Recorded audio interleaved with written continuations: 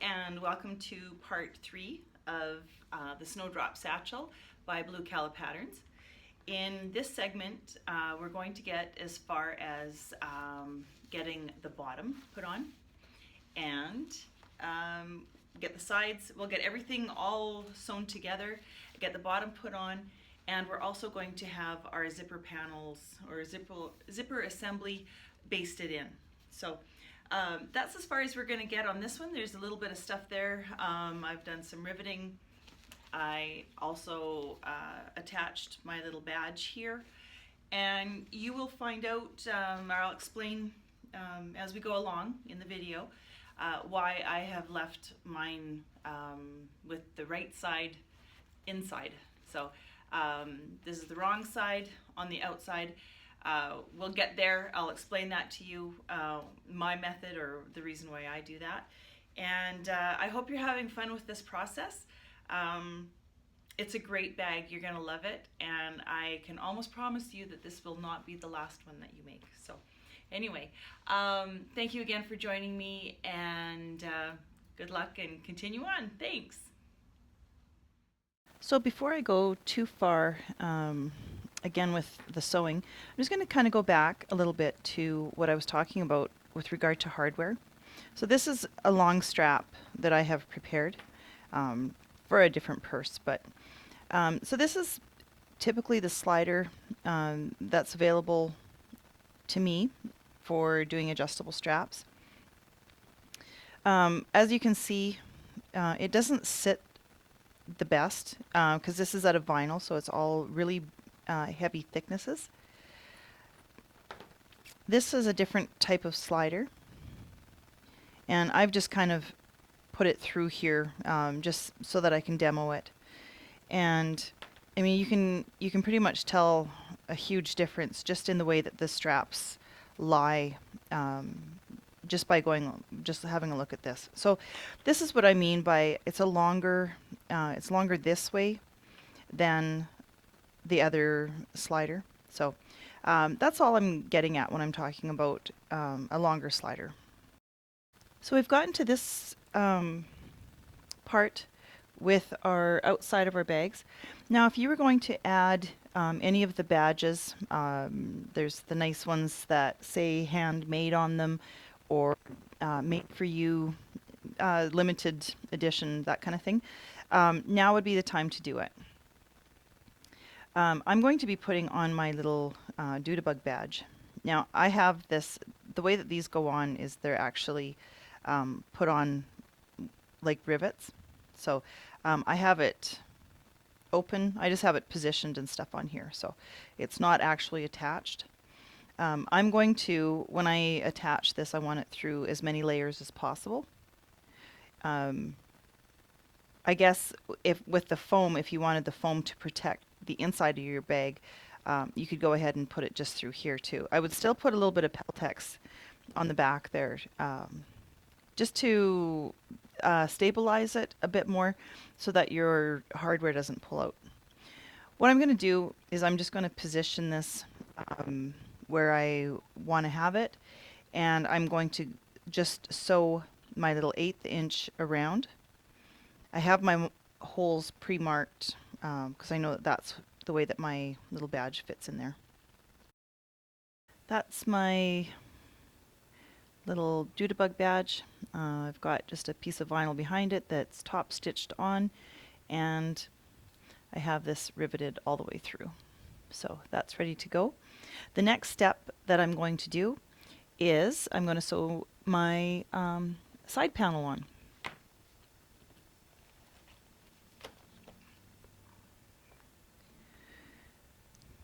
So this is one of the prepared side panels.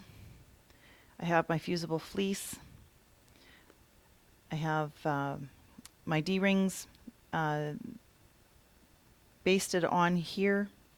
Now, when I line this up, I'm gonna be lining this up. I want to make sure that my hardware is out of the way, because run over those with your with your needle, and your needle's done.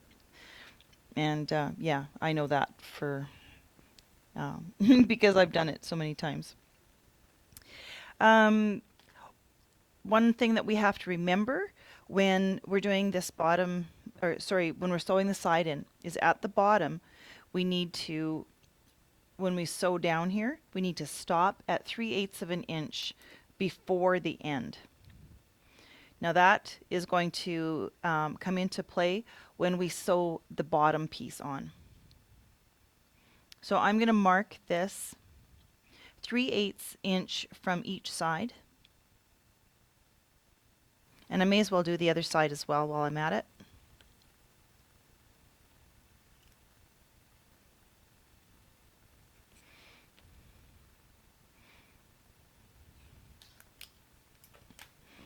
And I'm just going to clip this. Now I'm going to start at the bottom and just get this clipped together.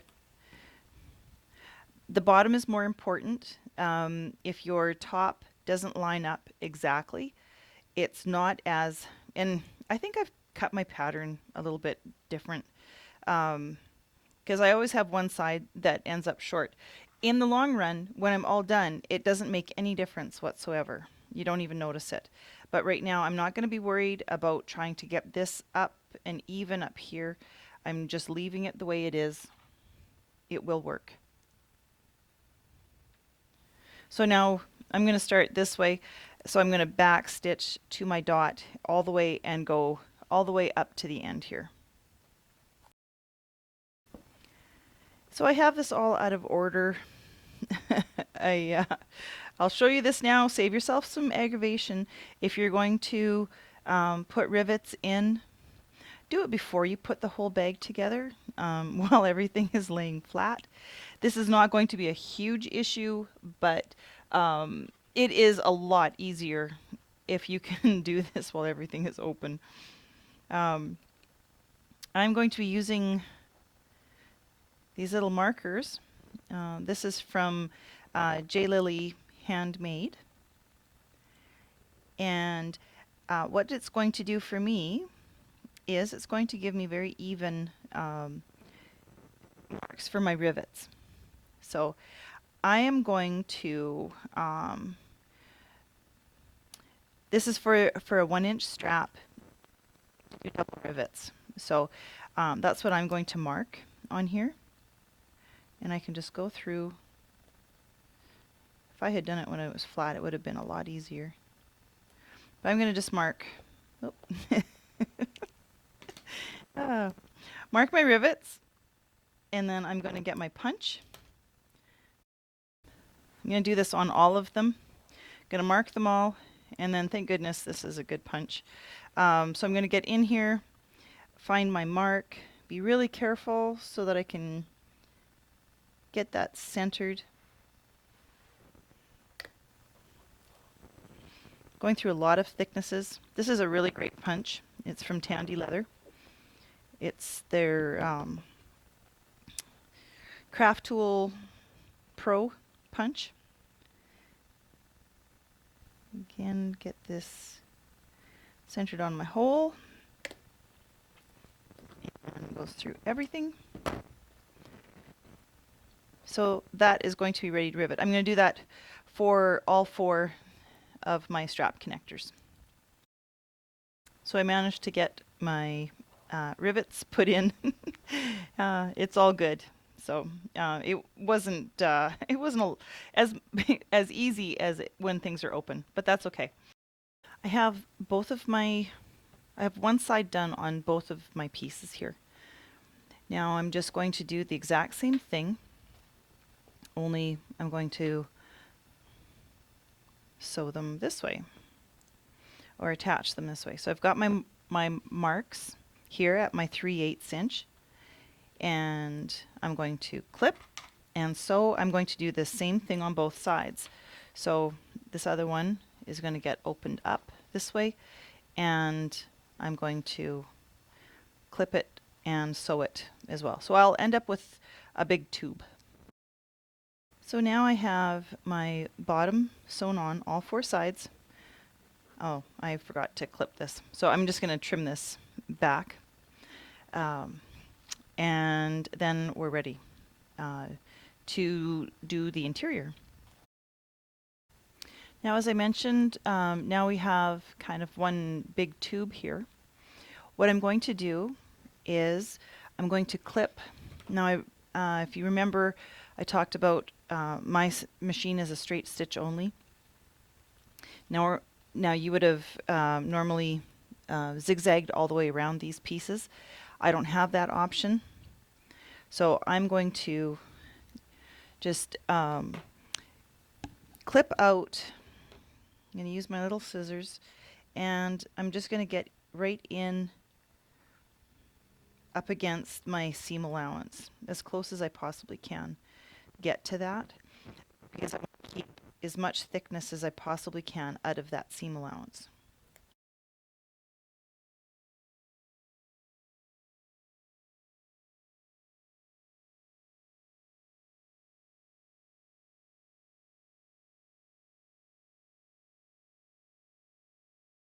So now I have everything clipped out of my edges. I have my tube. I'm ready to actually attach the bottom, but we have to prepare the bottom first. So with this, I have my bottom vinyl. In this case, I have, because I want as much stability as I possibly can get to the bottom, as much stiffness, I do have a layer of light woven interfacing. And the next thing that's going to go on is my Peltex, which is, of course, trimmed a little bit smaller so that it stays out of the seam allowance. And I'm going to just go ahead and I'm going to glue this down. I can use double-sided tape. I can use my spray-based, which is exactly what I'm going to be using. And I'm going to get my little piece of cardboard again.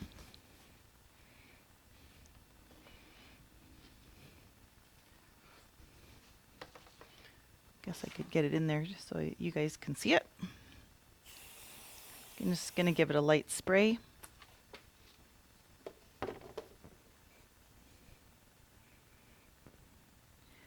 Going to get this positioned nice and centered throughout the whole thing here.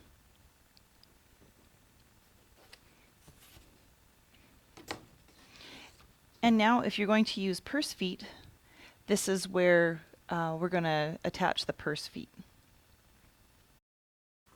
Of course, I have my templates, so I have everything pre-marked. So all I have to do is mark it really quick that way. One of the methods for installing purse feet, I'm just going to come down here a little bit,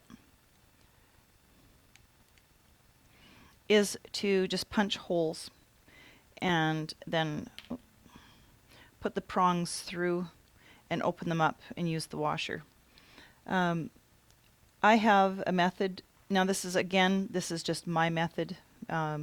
You do what you want to do.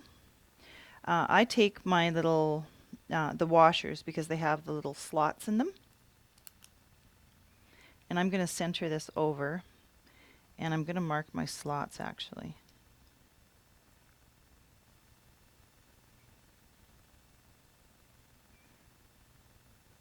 I guess I could probably do this on my template plastic as well.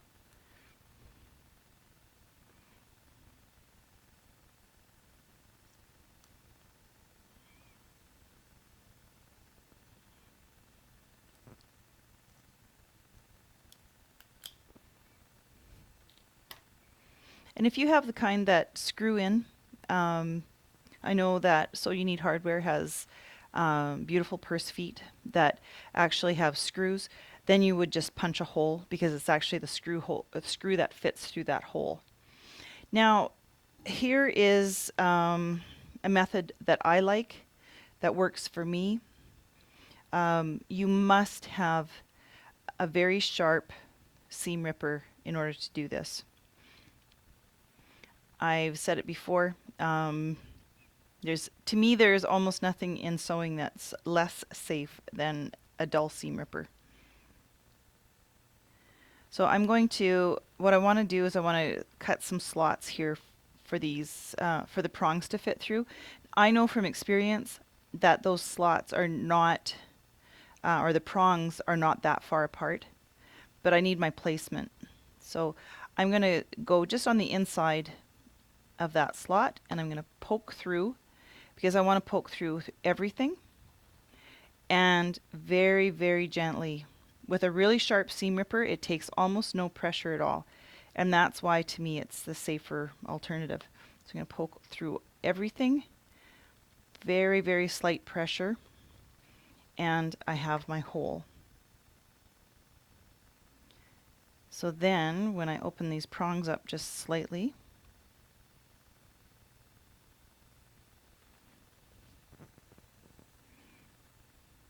they're going to fit through here.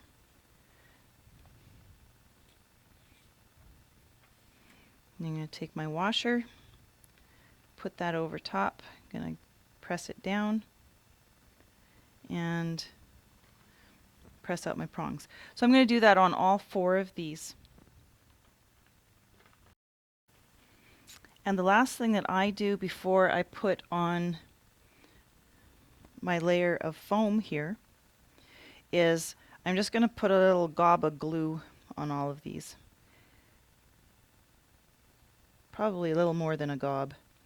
I think for myself, again, I don't have any scientific proof, but I think it will help in the long run to hold those prongs a little bit more firm, so that they don't ever come out.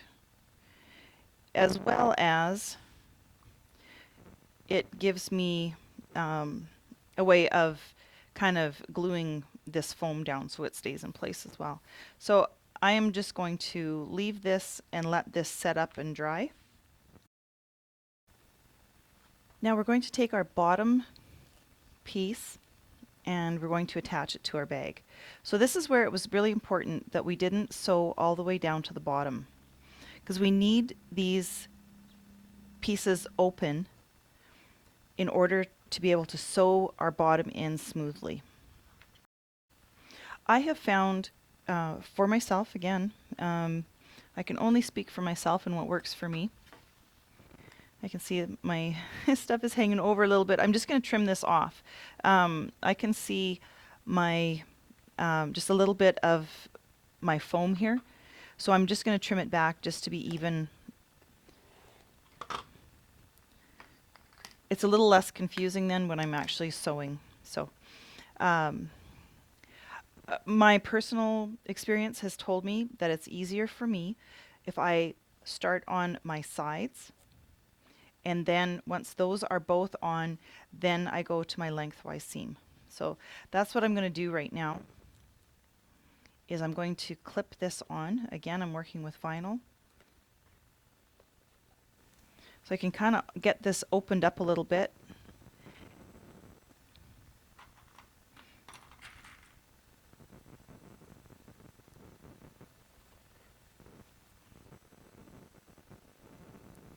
And I just want to always keep things nice and edges even.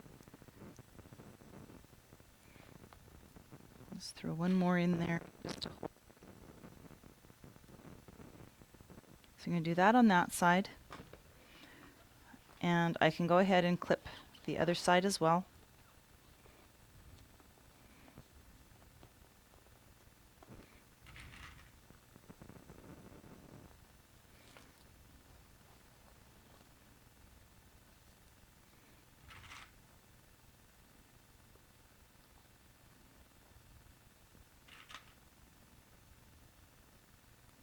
And in looking at this, the reason why it was important for me to clip my foam back is because if my foam was hanging way out, I wouldn't be able to see that my 2 layers of vinyl are even. It just hides things, and I like to keep things out as open as I possibly can. Now here again, I'm not going to sew this all the way shut.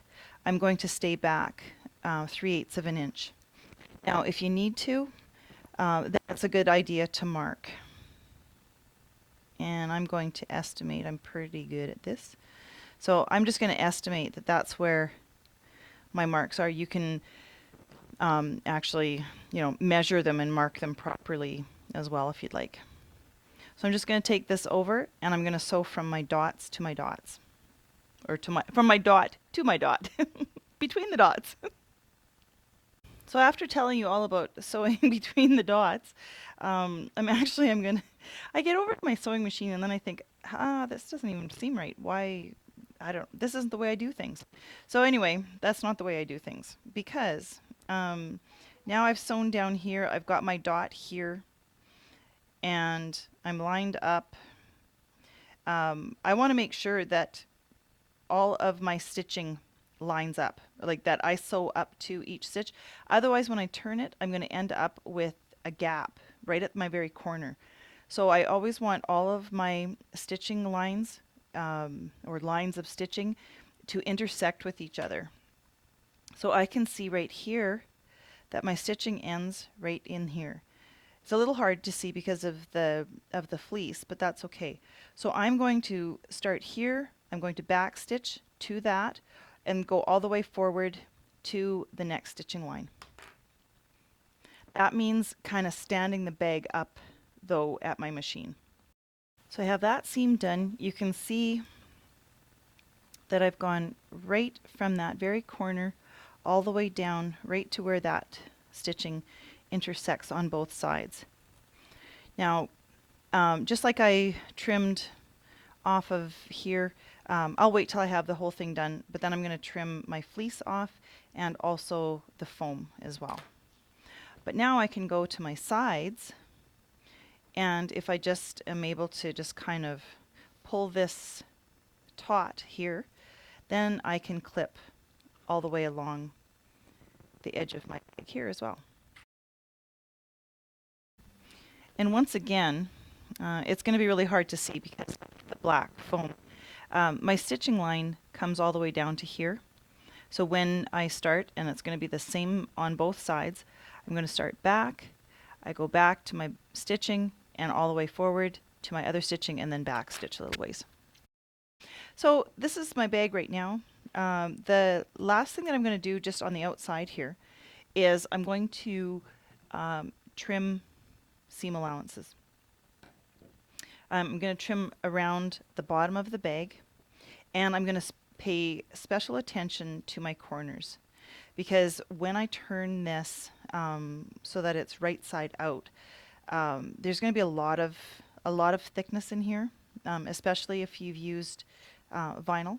So I'm going to pay extra attention, and I'm going to get in there without clipping any of my stitching. That's really important. Otherwise, there we go, starting over again.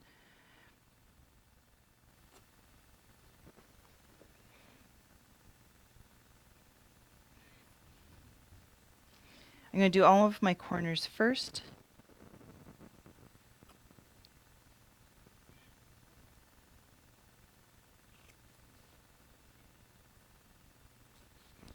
And then I'm going to go, and I'm going to trim about half of my seam allowance off.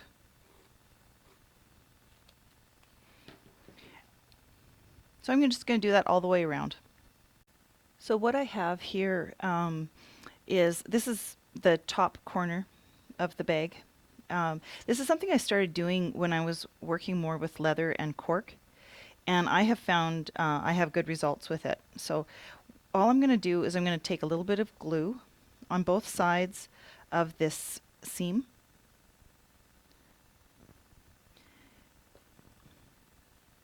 Because I can't press it, because I'm not using fabric, I'm using vinyl, and then I just clip this so that it glues it back. Where I find this makes the biggest difference is when everything is finished, I'm going to sew the lining in. These are folded back already.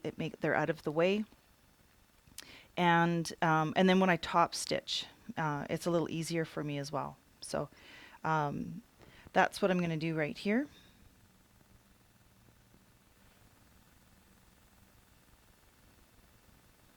All the way around the bag.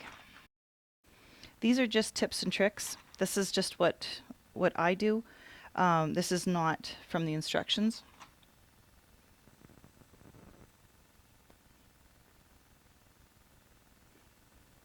And of course, if you're using all fabric, then just press that open a bit.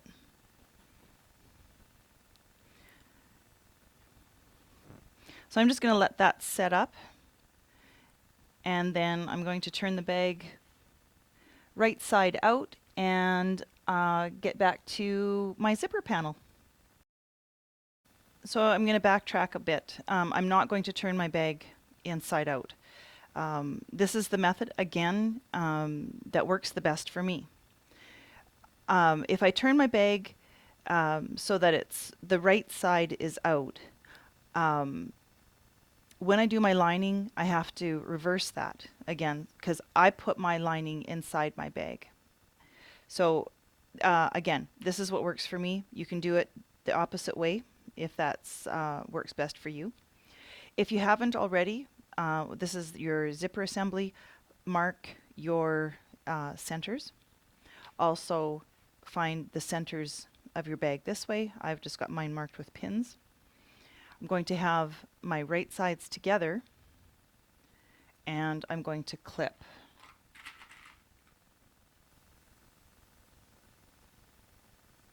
Now this is curved, so you're going to have to kind of ease this around the curve a little bit.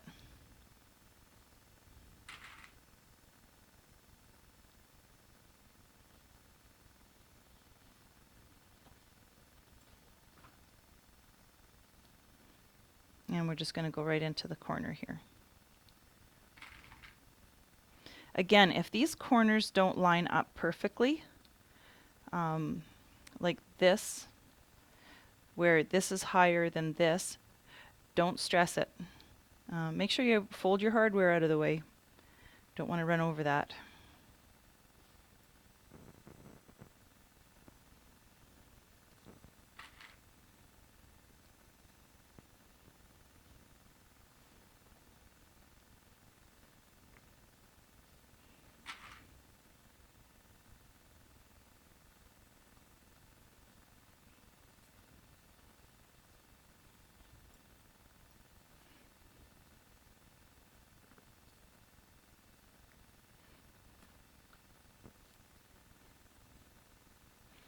And I'm just double checking. I've got a little bit more over on this side.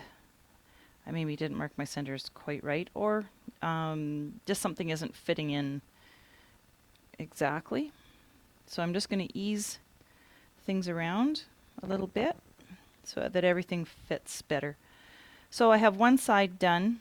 Now, again, because of the way I have it sitting here, now I know that when I open this up, I'm going to have my right side out. So if I hold on to this and undo my zipper to make it easier to do the other side, I know that I don't have things twisted or flipped around.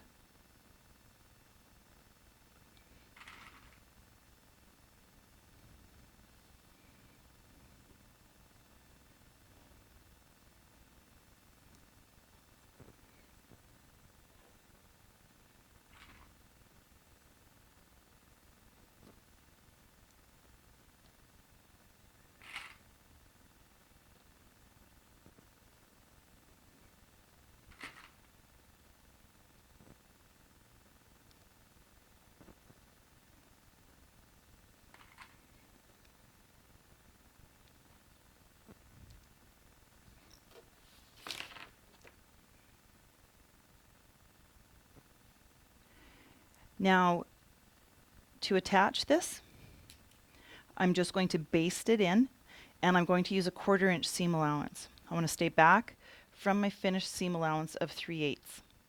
So all I'm going to do is I'm going to make sure that this is sitting in place. So true to the way that I do things, I show you guys my mistakes. So my first basting, I mean, look at that's horrible. Look at that. So so that was my first run. That was my first side, and I see, oh, I so did not watch where my vinyl was, and I need to pull that up. So then when I did the second side, it's much better. No, it's not perfect, but it doesn't need to be perfect. I'm basting it in. So I want it to be good. I want it to be placed properly. So that's the problem with this other side, is that it really isn't even placed properly. So I'm going to take it out from here to probably about here. If I can just do that part of it, and I'm just going to scooch this up so that my vinyl is even here, and going to give that another try. So second try at it. Yeah, my stitching is all shades of wonky here, but it doesn't matter. My positioning is a lot better, so that's all I care about at this point.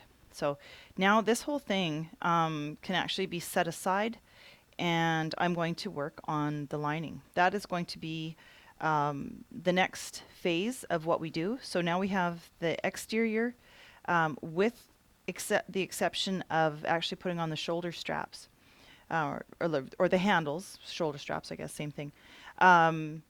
This is ready to just set aside. We're all done the outside.